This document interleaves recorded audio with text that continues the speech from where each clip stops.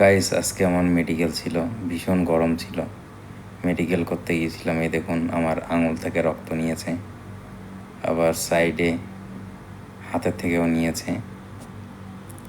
তো আমি মেডিকেল করে সামনে স্টেডিয়াম ছিল, কুয়েত স্টেডিয়াম, একটাই বড় স্টেডিয়াম। এটা আমার মেডিকেল সেন্টারের সামনে। তো মেডিকেল শেষ করে আমি আবার যে কফিলের বা মালিকের ম্যানেজার, তার সঙ্গে আমি আবার গাড়িতে করে রিটার্ন যাচ্ছি,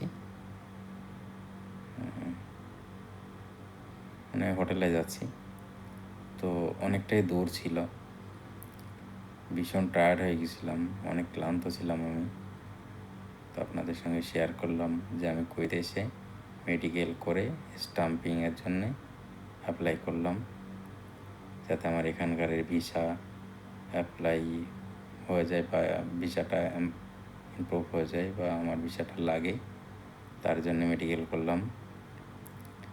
তো ফিরতে ফিরতে অনেকটাই দূর ছিল।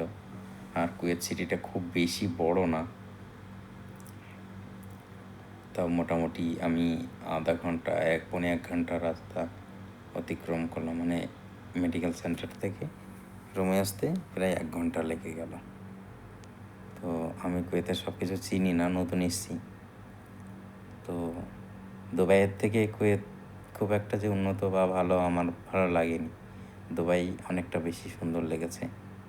দূরে ওইগুলো কি দেখা যাচ্ছে, গাড়ির থেকে অনেকটাই দূরে ছিল। আমি ওগুলো ভিডিও দিতে পারলাম না, জানি না কি ছিল।